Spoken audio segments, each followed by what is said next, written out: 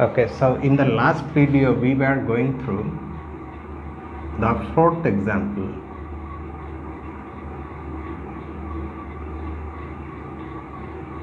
Here we were given a group and any subset W of that group. Then we considered the collection of all subsets of G that contain W. All subgroups of G that contain W. A is the collection of all H such that H is a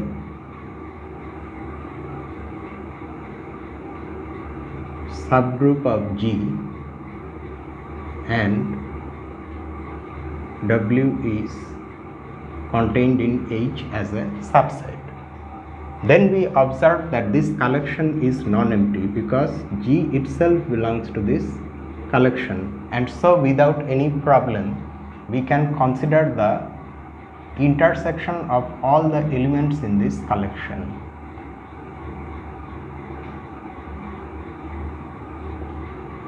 Then from the fact that any such intersection of subgroups is a subgroup, which we said that we will prove in the exercises, it follows that this is also a subgroup of G and it is known as the subgroup generated by the subset W.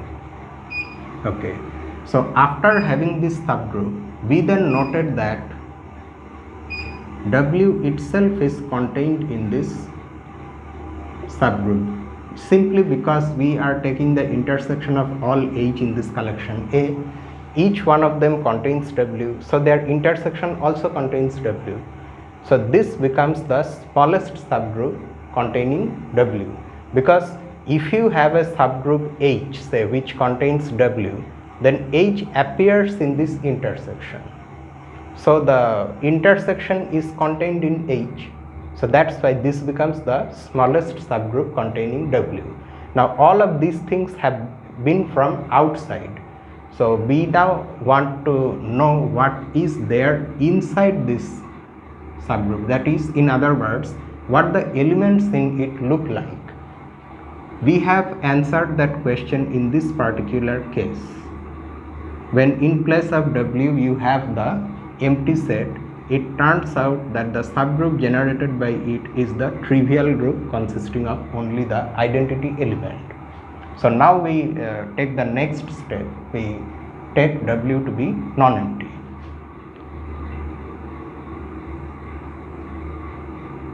Assume W to be a non-empty subset of G. We are now going to look at a subset of the group G, which looks like this. It is defined like this.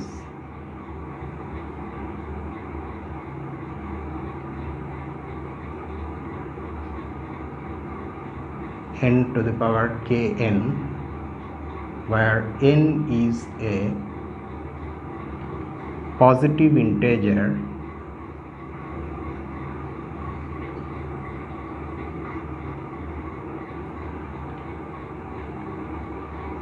Wi belongs to W and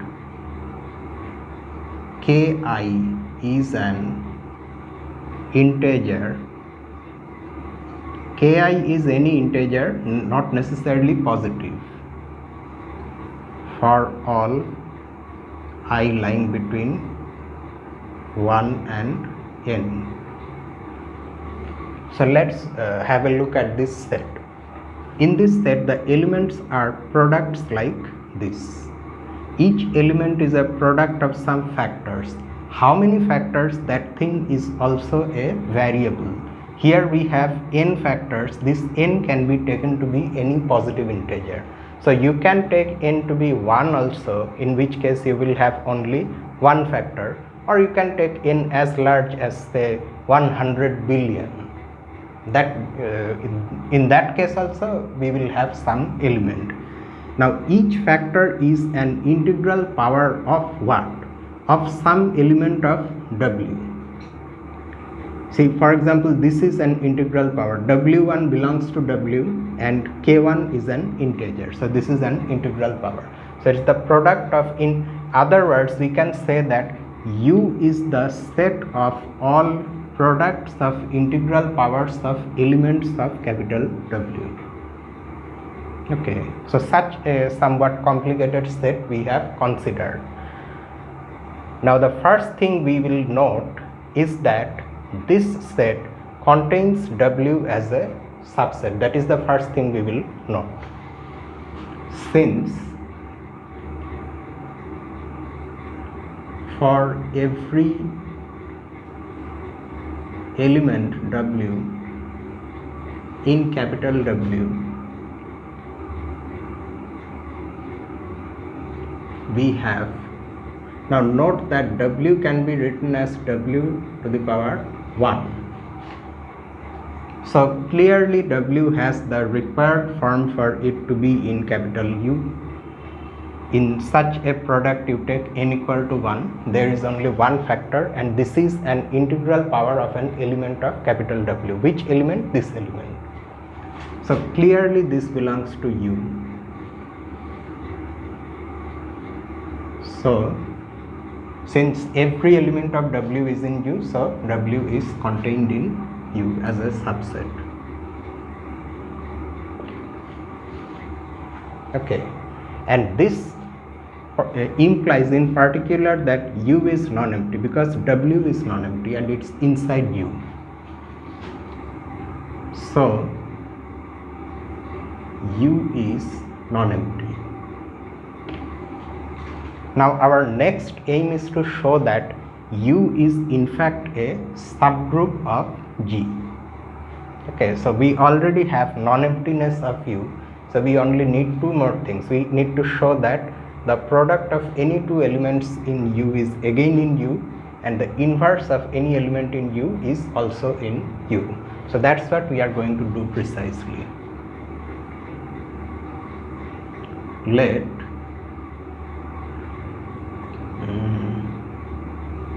okay, let us consider like this. Let U1 equal to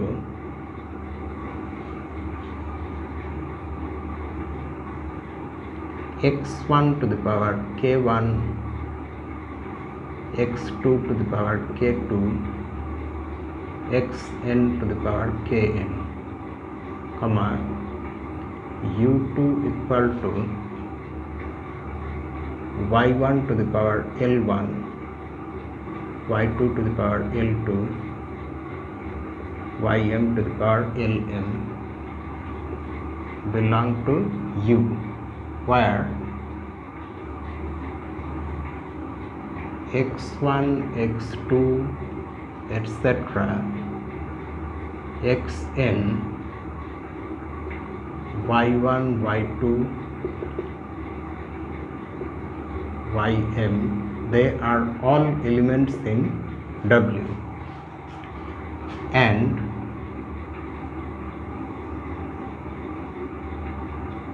k1, k2, kn, L1, L2, Lm are integers.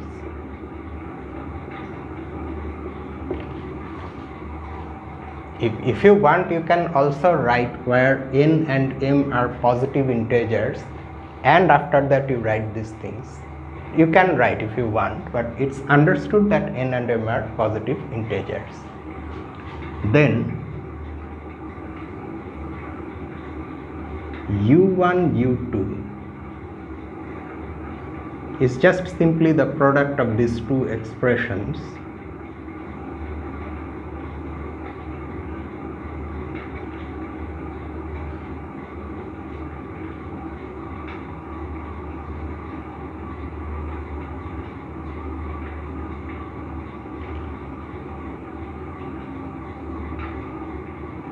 And we can write this product without using bracket because of our general associative law that we have proved previously.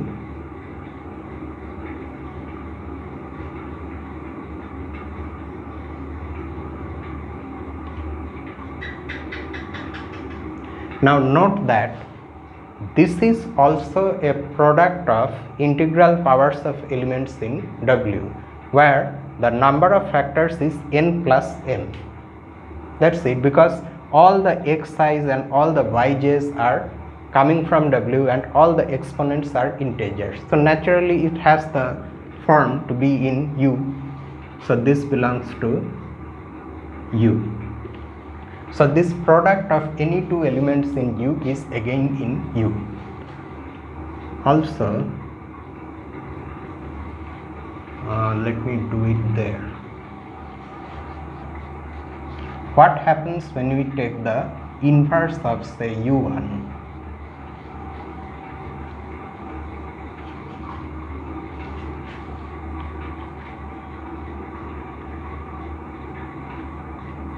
U1 inverse is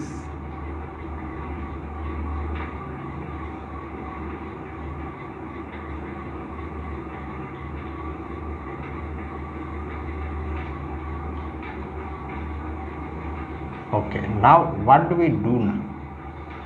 Let us take a small example.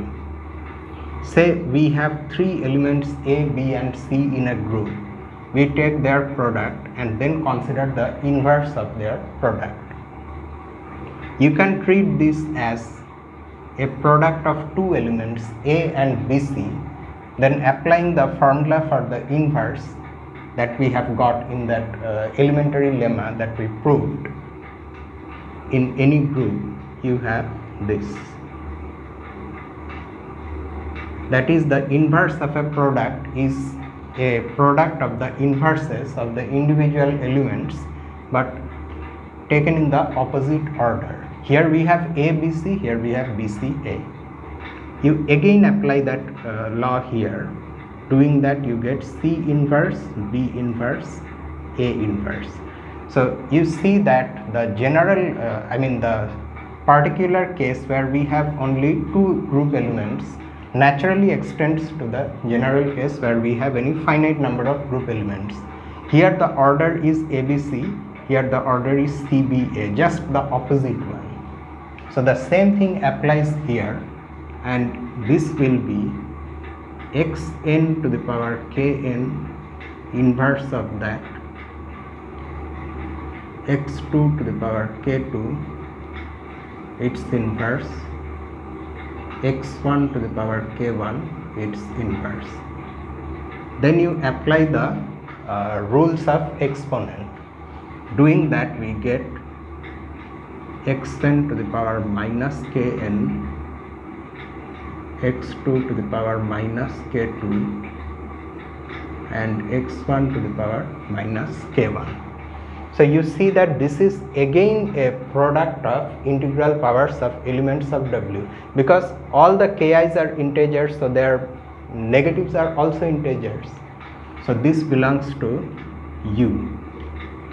So by lemma 241, U is a subgroup of G. Hence, U is a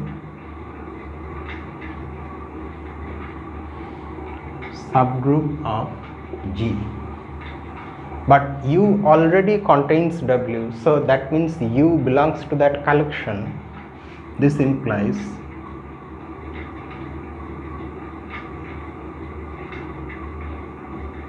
U belongs to the collection of all subgroups of G that contain W. And hence their intersection, which is this, is contained in U. Okay. Now next we will show that the reverse inclusion is also true, that in fact U is also contained in this. That is actually rather easy to see. You see, a general element in U looks like this, where the xi's are coming from W. So since the xi's are coming from W and all the integral powers of these xi's, they will be in the, okay, let me just write it systematically. If I just simply say like that, it may not be clear. Next,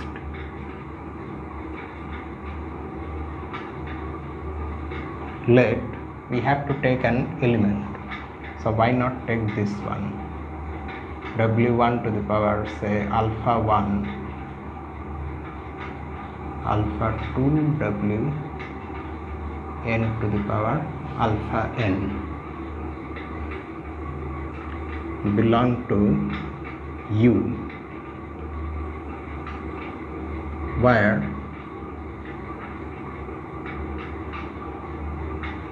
these elements belong to W and the alpha i's are integers.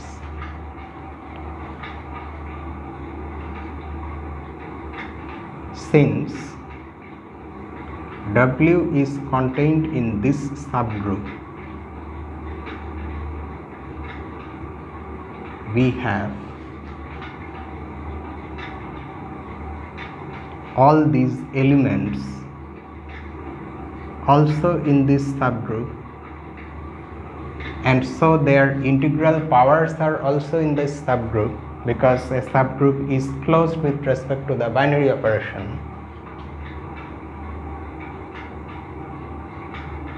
and hence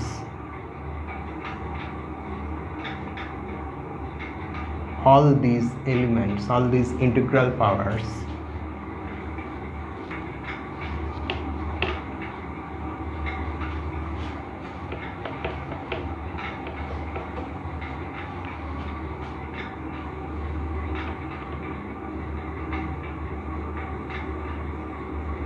also belong to this subgroup,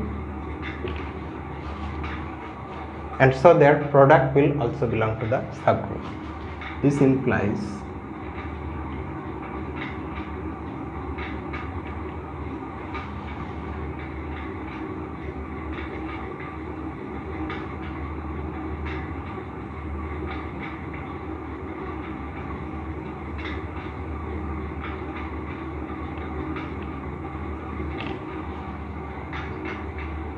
so U is also contained in the subgroup generated by W. Now we combine these two relations. We thus have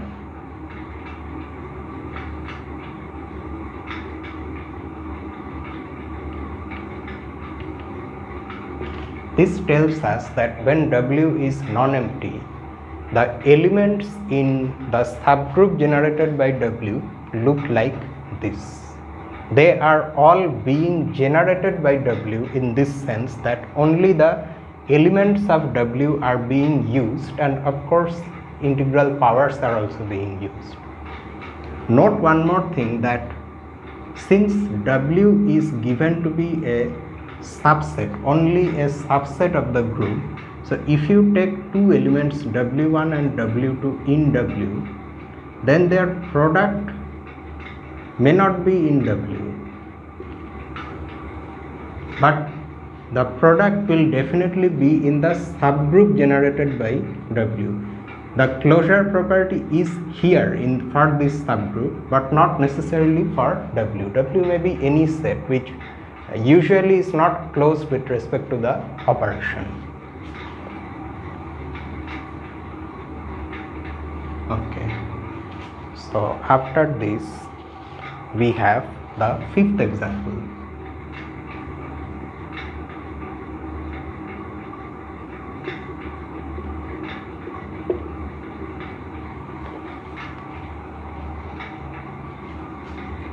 Let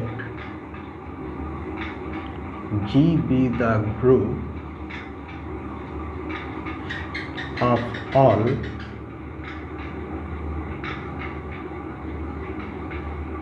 non-zero real numbers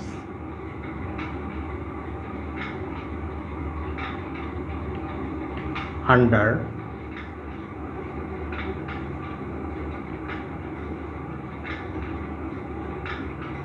ordinary multiplication of real numbers. and let H be the subset of all positive rational numbers.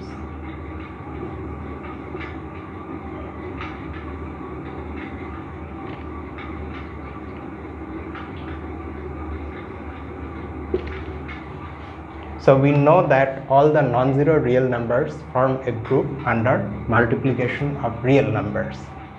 Now in that group, H is the subset of all positive rational numbers. H is clearly non-empty because we have positive rational numbers. If you take the product of two positive rational numbers, it's again a positive rational number. And if you take the reciprocal of a positive rational number, then that is also a positive rational number. So clearly H is a subgroup of G. So we just write like this: one can verify that H is a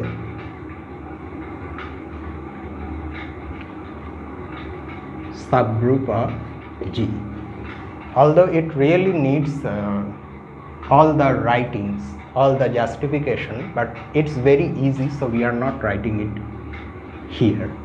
It can be done and you know how to do it. Then the sixth example.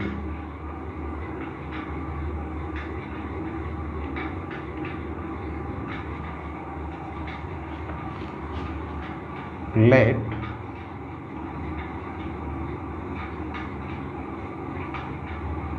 G be the group of all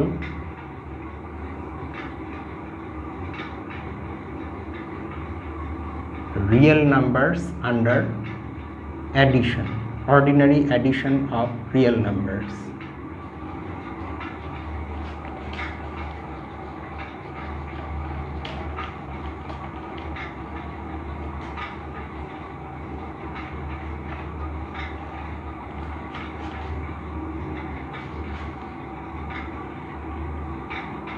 And let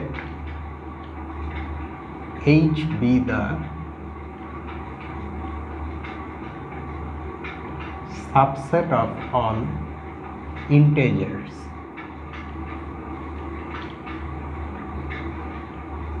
So in the additive group of all real numbers, we are considering the subset of all integers. This is also a subgroup. First of all, it's non-empty, and sum of two integers is an integer, and the negative of an integer is again an integer. So here also one can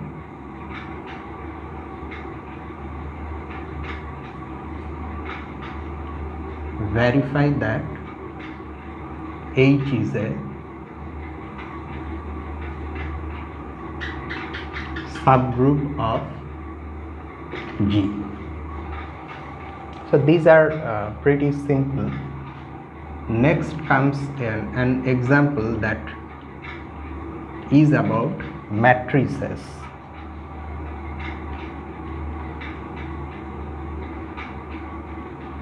So this is the seventh one. The examples which need matrices in them, they have been separately labeled with using this hash in Herstein. I should have used this symbol before also while we were dealing with some matrix groups. If I failed to do so, you just note that the symbol is there. It indicates the fact that one should have a prior knowledge of matrices, which most of us have. We have seen about matrices, their addition, multiplication, all those things we have already seen in school. So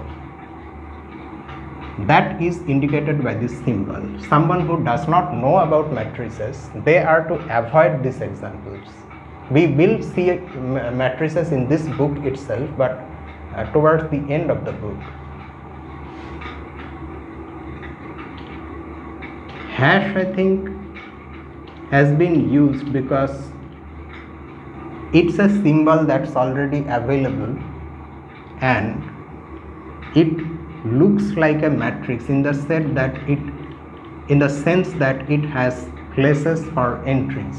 Maybe that's why it is being used.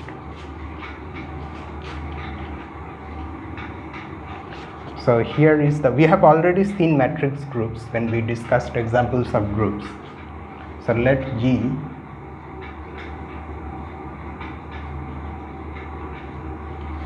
be the set of all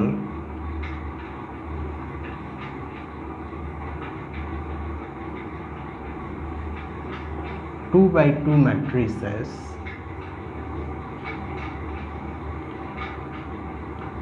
A, B, C, D with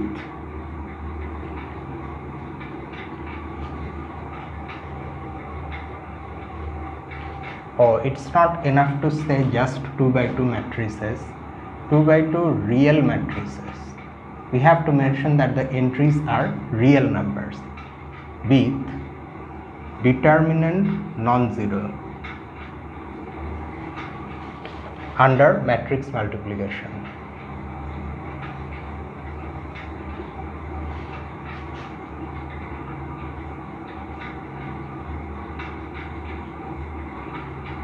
We have already seen that this system is a group.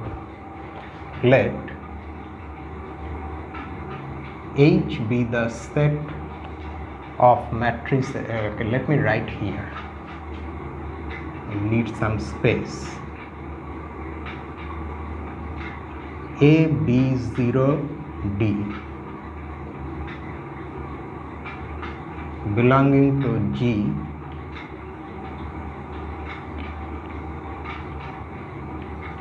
when we are saying that such matrices belong to G, it automatically means that the entries are real and AD minus B0 is equal to 0, which means AD is not equal to 0, which means AD is non-zero. So this statement itself implies AD is non-zero. There is really no need to write this separately, but we are just choosing to write it because it shows exactly what form this whole thing takes in this specific case. Here the second row first column entry is 0, and in exercise 21 of the previous section, we have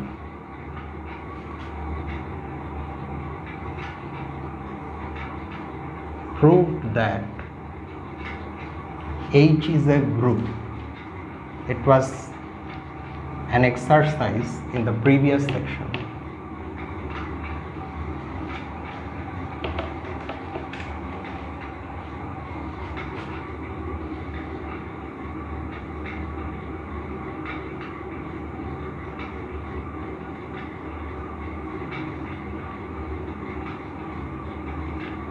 Under matrix multiplication.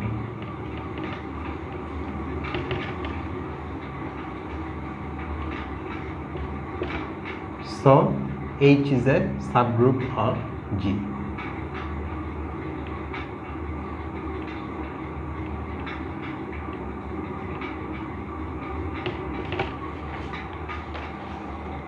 So here we already have what we want to be able to say that H is a subgroup of G. There is yet another one that also is about matrices. This was 7, this is 8.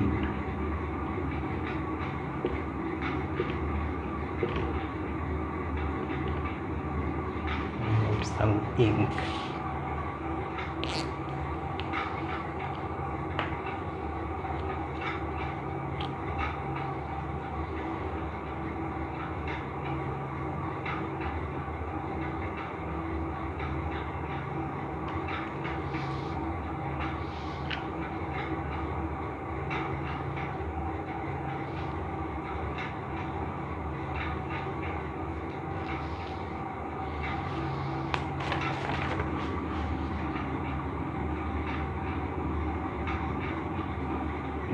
H be the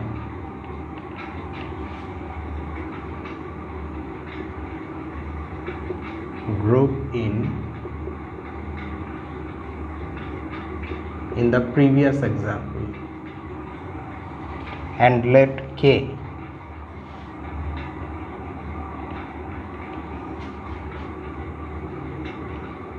be the set of all matrices that look like this, where B is a real number. We will now show that K is a subgroup of H. Note that K is in fact a subset of H. H has matrices that look like this. So K also has matrices of that form, but the additional condition is that AD should be non-zero. Here AD is 1, so 1 is not equal to 0. So K is a subset of H. Note that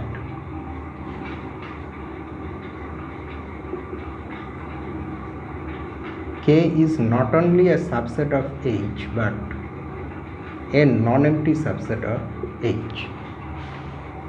Okay. Now we take two elements in K, 1 B1 0 1, 1 B2 0 1 in K. Then what will be their product?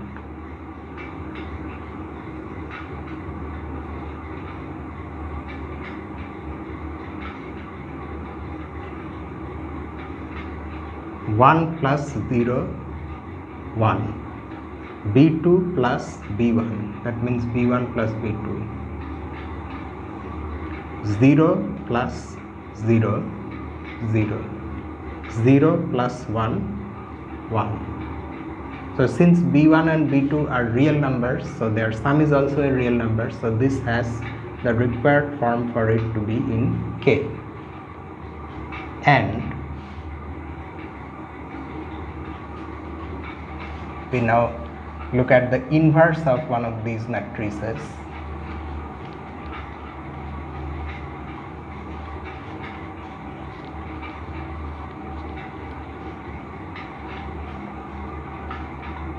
Say the first one,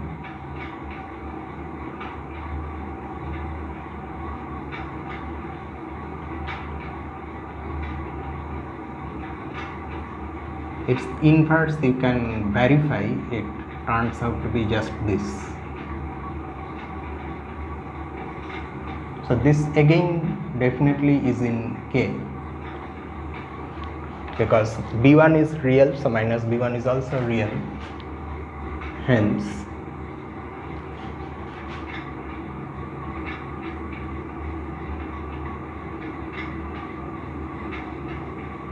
K is a subgroup of H. Then example 249.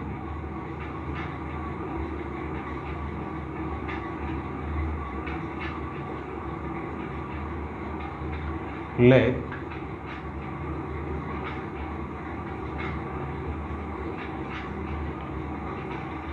G be the group of all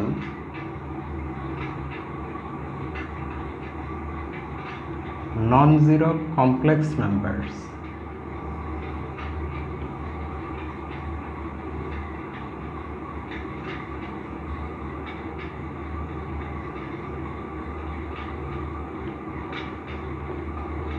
under multiplication. We know that non-zero complex numbers form a group under multiplication, and let H be the set of complex numbers. A plus IB belongs to the set of complex numbers such that A square plus B square is equal to 1. We now want to show that this is a subgroup of G. Clearly this is a subset of G. Why? note that